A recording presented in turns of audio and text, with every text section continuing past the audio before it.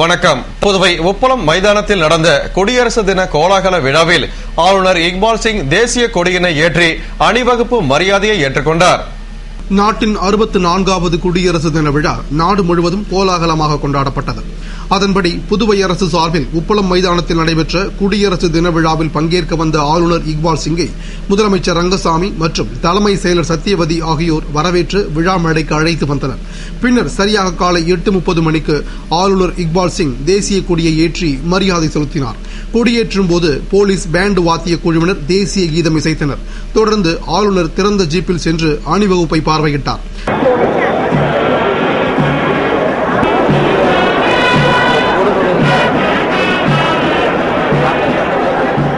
பின்னர் மீண்டும் விழா மேடைக்கு வந்து காவல்துறையில் சிறப்பாக பணியாற்றிய போலீசாருக்கு விருதும் 10 மற்றும் 12ஆம் வகுப்பு பொதுத் தேர்வில் சாதனை படைத்த அரசு மற்றும் தனியார் பள்ளிகளுக்கு தனித்தனியாக கோப்பையும் மற்றும் சுழற்கோப்பையும் வழங்கி பாராட்டினார்.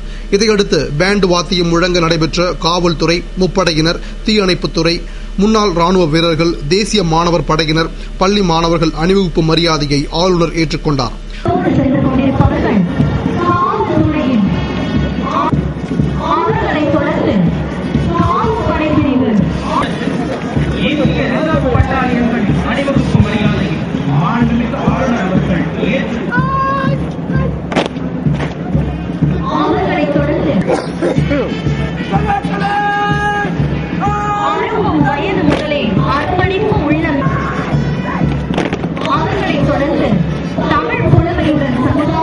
அணிவகுப்பினை தொடர்ந்து அரசு துறைகளின் சாதனைகளை விளக்கி அலங்கார வண்டிகளின் அணிவகுப்பு நடைபெற்றது. பின்னர் பல்வேறு பள்ளிகளைச் சார்ந்த மாணவர்கள் கண்ணை கவரும் வகையில் கலை நிகழ்ச்சிகள் நடைபெற்றது.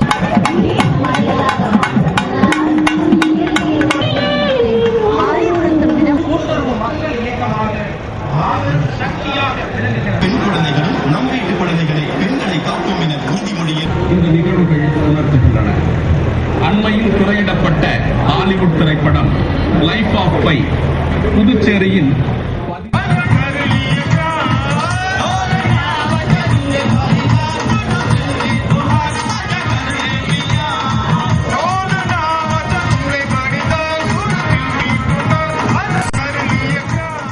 விழாவில் அமைச்சர்கள், சட்டமன்ற உறுப்பினர்கள், அரசு அதிகாரிகள், முக்கிய பிரமுகர்கள், பொதுமக்கள் என ஏராளமானோர் கலந்து கொண்டனர். இதனை முன்னிட்டு உப்பளம் மைதானம் முழுவதும் காவல்துறையின் கட்டுப்பாட்டுக்குள் கொண்டுவரப்பட்டு தீவிர பாதுகாப்பும் போடப்பட்டிருந்தது. தீவிர சோதனைக்கு பின்னரே விழா மேடைக்கும் மைதானத்திற்கும் அனைவரும் அனுமதிக்கப்பட்டனர். மேலும் போலீசார் தீவிர கண்காணிப்பு பணியில் ஈடுபடுத்தப்பட்டிருந்தனர். திட்டங்களை செயல்படுத்த மாநில அந்தஸ்து அவசியம் என்று அரசு சார்பில் நடந்த தியாகிகளை கௌரவிக்கும் விழாவில் முதல்வர் ரங்கசாமி பேசினார். குடியரசு தினத்தை முன்னிட்டு புதுவை அரசு செய்தி மற்றும் விளம்பரத்துறை சார்பில் தியாகிகளை கௌரவிக்கும் விழா கம்பன் கலையரங்கில் நடந்தது.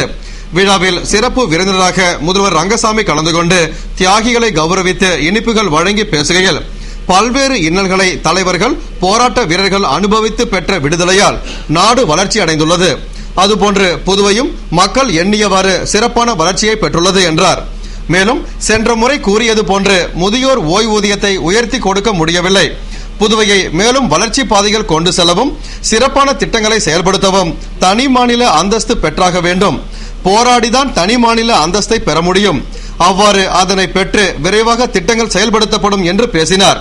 விழாவில் தியாகிகள் சங்க தலைவர் தண்டபாணி உள்ளிட்ட சங்க நிர்வாகிகள் மற்றும் தியாகிகள் கலந்து கொண்டனர். புதுவை உப்பளம் மைதானத்தில் நடந்த குடியரசு தின விழாவில் வீரதீர செயல்களை புரிந்தவர்களுக்கு ஆளுநர் இக்பால் சிங் பதக்கங்களை வழங்கி பாராட்டினார். புதுவை உப்பளம் மைதானத்தில் நடந்த குடியரசு தின விழாவில் தலைமை செயலர் சத்தியவதி மத்திய அரசின் ஜனாதிபதி விருது பெறுபவர்களின் பட்டியலை அறிவித்தார். அதன்படி மிக சிறப்பாக பணியாற்றியமைக்காக ஐஜி ரன்வீர் சிங் கிருஷ்ணயா, சிறப்பாக பணி செய்த SSP சஞ்சீவ், காரைக்கால் இன்ஸ்பெக்டர் சிவானந்தம்மன் ஆகியோருக்கு டெல்லியில் சுதந்திர தின விழாவின் போது விருது வழங்கப்படுகிறது என அறிவித்தார். அதனைத் தொடர்ந்து புதுவையில் சிறந்த பணிக்கான ஆளுநரின் பதக்கம் பாகூர் சப் இன்ஸ்பெக்டர் செல்வ கணபதிக்கும், சிறந்த சேவையை பாராட்டி திருக்கனூர் தலைமை காவலர் சந்திரசேகரனுக்கும் ஆளுநரின் பதக்கம் மற்றும் நற்சான்றிதழை ஆளுநர் இக்பால் சிங் வழங்கி பாராட்டினார்.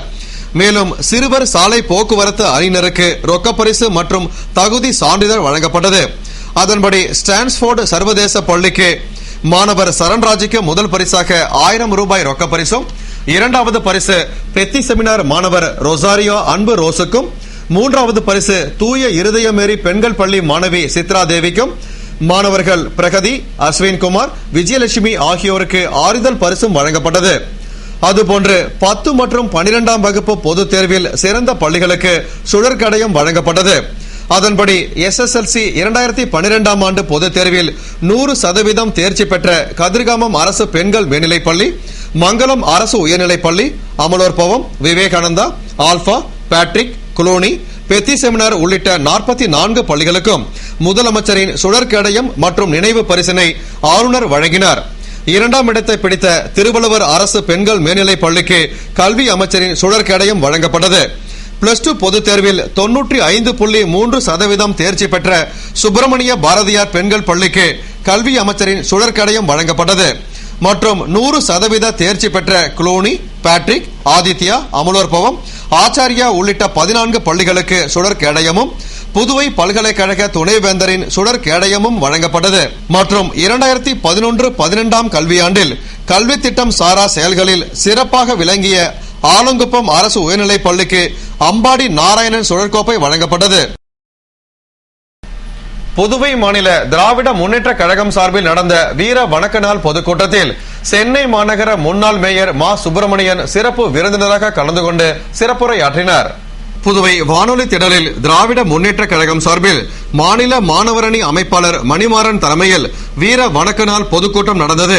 மாணவரணி துணை அமைப்பாளர்கள் சந்தோஷ்குமார், ரெமி எட்வின், ரவீந்தர், ராஜகோபால் ஆகியோர் வரவேற்று பேசிய கூட்டத்தில் தொகுதி செயலாளர் திராவிடமணி, தொண்டரணி துணை அமைப்பாளர் வேலன், பிரதிநிதி அருணாச்சலம் உள்ளிட்ட பலர் முன்னிலையில் சிறப்பு அழைப்பாளர்களாக மாநில அமைப்பாளர் MAS சுப்பிரமணியன், முன்னாள் முதல்வர் ஜானகிராமன், அவைத்தலைவர் சுப்பராயன், துணை அவைத்தலைவர் சீதா வேதநாயகம், துணை அமைப்பாளர்கள் SP சிவக்குமார், ராஜாராமன், பொருளாளர் அனிபால் கென்னடி, செயற்குழு உறுப்பினர்கள் CP திருநாவுக்கரசு, சோமசுந்தரம், தொண்டரணி அமைப்பாளர் நந்தா சரவணன், முன்னாள் இளைஞரணி அமைப்பாளர் சிவா, இளைஞரணி அமைப்பாளர் முகமது யூனுஸ், மகளிரணி பிரச்சார செயலாளர் நளினி சாரங்கன் உள்ளிட்ட பலர் பங்கேற்ற கூட்டத்தில் சிறப்பு விருந்தினராக சென்னை மாநகர முன்னாள் மேயர் மா சுப்பிரமணியன் கலந்து கொண்டு பேசுகையில், பொன் பொருளுக்காக பல்வேறு தலைவர்கள் போராடி உயிர் நீத்துள்ளனர்.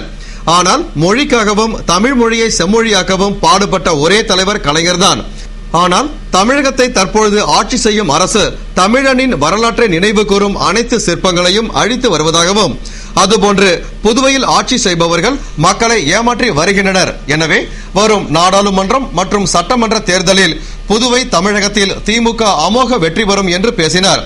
கூட்டத்தில் கழக நிர்வாகிகள், கழக முன்னோடிகள் உள்ளிட்ட பலர் திரளாக கலந்து கொண்டனர்.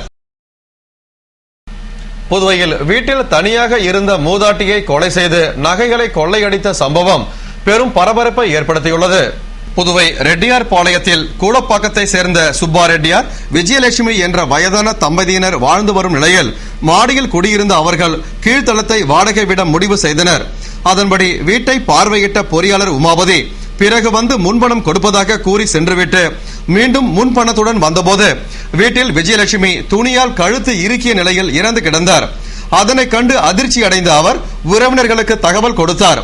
மேலும் இது பற்றி தகவல் அறிந்த SP பைரவசாமி, இன்ஸ்பெக்டர் மாறன் உள்ளிட்ட போலீசார் விரைந்து வந்து சடலத்தை கைப்பற்றி பிரேத பரிசோதனைக்காக அரசு பொது மருத்துவமனைக்கு அனுப்பி வைத்தனர்.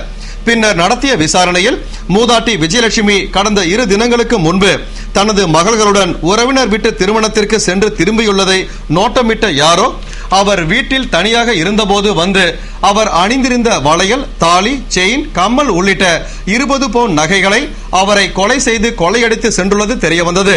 இதனையடுத்து சம்பவ இடத்திற்கு தடயவியல் நிபுணர்கள் மற்றும் நோப்பநாய் அஜித்தை வரவழைத்து சோதனை செய்தனர். மேலும் தகவல் அறிந்த DIG சுக்லா சம்பவ இடத்திற்கு நேரில் சென்று விசாரணை நடத்தினார். இச்சம்பவத்தால் அப்பகுதியில் பெரும் பரபரப்பு ஏற்பட்டது. புதுவை சட்டசபை வளாகத்தில் நடந்த குடியரசு தின விழாவில் முதல்வர் ரங்கசாமி தேசிய கொடியினை ஏற்றி அனைவருக்கும் இனிப்பு வழங்கினார். புதுவை சட்டசபை வளாகத்தில் நாட்டின் 64வது குடியரசு தின விழா மிக சிறப்பாக கொண்டாடப்பட்டது. விழாவில் முதல்வர் ரங்கசாமி பங்கேற்று போலீசாரின் மரியாதையை ஏற்றுக்கொண்டு போலீஸ் பேண்ட் முழங்க தேசிய கொடியினை ஏற்றினார் மற்றும் விழாவில் பங்கேற்ற அனைவருக்கும் இனிப்பு வழங்கினார். விழாவில் சபாநாயகர் சபாபதி, அமைச்சர்கள் தியாகராஜன், பன்னீர்செல்வம், ராஜவேலு, துணை சபாநாயகர் TPR செல்வம், அரசு கொறடா நேரு, முதல்வரின் பாராளுமன்ற செயலர் வைத்தியநாதன், சட்டமன்ற உறுப்பினர்கள் கல்யாணசுந்தரம், கார்த்திகேயன், அங்காளன், தமிழ்ச்செல்வன், அசோக் ஆனந்த் மற்றும் வாரிய தலைவர்கள், தலைமை செயலர் சத்யவதி, காவல்துறை ஐஜி ரன்வீர் சிங் கிருஷ்ணியா, கலெக்டர் தீபக்குமார் உள்ளிட்ட அதிகாரிகளும் கலந்து கொண்டனர். மத்திய கலால் மற்றும் சேவை வரி ஆணையத்தில் நடைபெற்ற குடியரசு தின விழாவில் துறை அதிகாரி மத்திய கலால் பிரிவின் அணிவகுப்பு மரியாதையை ஏற்றுக்கொண்டு தேசிய கொடியினை ஏற்றி அனைவருக்கும் இனிப்புகள் வழங்கினார். புதுவை குடியரசு தின விழாவில் நடந்த அணிவகுப்பில் சிறந்த அணிவகுப்பிற்கான விருதினை காவல்துறையில் போக்குவரத்து காவல்துறை பெற்றது. புதுவை உப்பளம் மைதானத்தில் நடந்த குடியரசு தின விழாவில் காவல்துறையில் ஆயுதப்படை, போக்குவரத்து, ஐபிபி, ஊர்காவல் படை, சிறைத்துறை, முன்னாள் ராணுவம், என்சிசி, முப்படை சாரண சாரணியர், அரசு மற்றும் தனியார் பள்ளி மாணவர்களின் அணிவகுப்பு நடந்தது. அதில் சிறந்த அணிவகுப்பிற்காக காவல்துறையில் போக்குவரத்து காவல் பிரிவும், காவல்துறை அல்லாதவற்றில் முன்னாள் ராணுவத்தினரும், என்சிசி சீனியர் பிரிவில் தடைப்படையும், ஜூனியர் பெண்கள் பிரிவில் தரைப்படையும் விருது பெற்றன. அதுபோன்று அரசு பள்ளிகளில் ஆண்கள் பிரிவில் ஜீவானந்தம் அரசு மேல்நிலைப் பள்ளியும், பெண்கள் பிரிவில் சுப்பிரமணிய பாரதியார் அரசு பெண்கள் மேல்நிலைப் பள்ளியும், தனியார் பள்ளிகளில் ஆண்கள் பிரிவில் செல்லப்பெருமாள்பேட்டை விவேகானந்தா மேல்நிலைப் பள்ளியும், பெண்கள் பிரிவில் புனித பேட்ரிக் பள்ளியும் விருது பெற்றன. அதனைத் தொடர்ந்து அலங்கார வண்டிகளின் அணிவகுப்பில் ஆதி திராவிடர், விவசாயம், கால்நடை, கூட்டுறவு, மீன்துறை, மீன்வளம், நலவழி, காவல், பொதுப்பணி, அறிவியல், தொழில்நுட்பம், சுற்றுச்சூழல், சமூக நலம், சுற்றுலா, மகளிர் மற்றும் குழந்தைகள் மேம்பாடு ஆகிய துறைகளின் கண்கவர் அலங்கார வண்டிகள் இடம்பெற்றன. அதில் காவல்துறைக்கு முதல் பரிசும், மகளிர் மற்றும் குழந்தைகள் மேம்பாட்டுத் துறைக்கு 2ஆம் பரிசும் வழங்கப்பட்டது. இத்துடன் செய்திகள் நிறைவடைந்தன. வணக்கம்.